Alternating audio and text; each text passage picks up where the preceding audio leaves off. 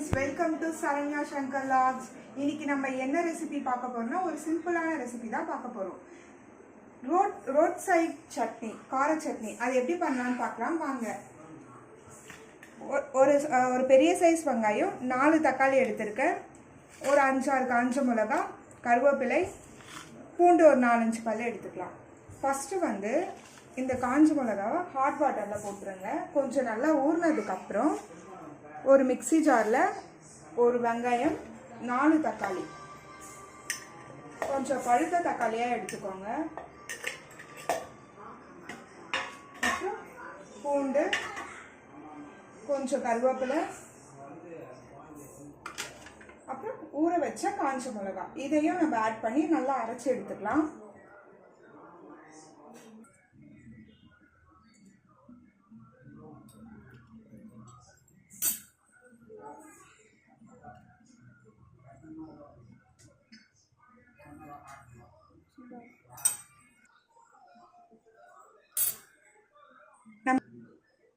இந்த சட்னியில் நம்ம இன்னொரு சீக்ரெட் இன்க்ரீடியன்ஸ் சேர்க்க போகிறோம். அது என்னன்னு லாஸ்ட்டாக பார்ப்போம் வாங்க.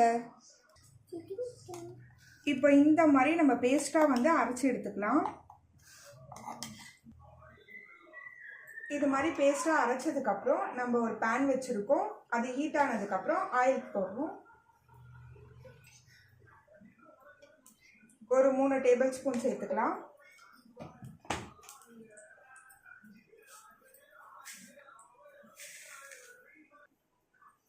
எண்ணெய் காஞ்சிடுச்சு. இப்போ ஒரு டேபிள் ஸ்பூன் கடுகு, உளுத்தம் பருப்பு சேர்த்துக்கோம்.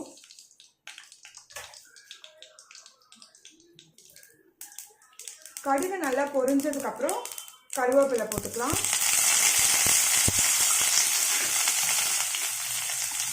நம்ம அரைச்சி வச்சிருக்க சட்னியும் இதோட சேர்த்துக்கலாம்.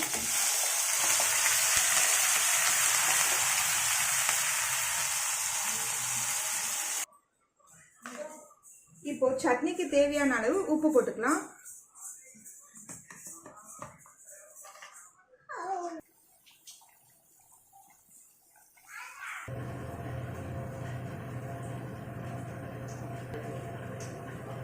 இப்போ நல்லா வெங்காயம் தக்காளி பச்சை வாசனை போகிற அளவுக்கு நல்லா நம்ம கொதிக்க விட்டுக்கலாம்.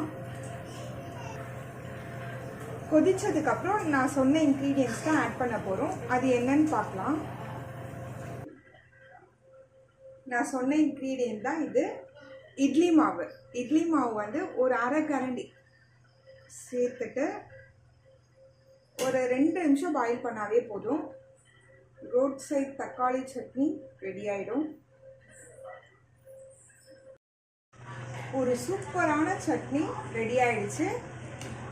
இப்போ நம்ம கொத்தமல்லி மேலே போட்டு ஸ்டவ் ஆஃப் பண்ணிக்கலாம். இந்த சட்னியை நீங்களும் வீட்டில் செஞ்சு பாருங்கள். உங்களுக்கு பிடிச்சிருந்தா என்னோட சேனலை லைக் பண்ணுங்கள், ஷேர் பண்ணுங்கள், கமெண்ட் பண்ணுங்கள், மறக்காமல் சப்ஸ்கிரைப் பண்ணுங்கள். கண்டிப்பாக இது வீட்டில் செஞ்சு பார்த்துட்டு எப்படி இருக்குன்னு கமெண்ட் பண்ணுங்கள். பாய், தேங்க்யூ.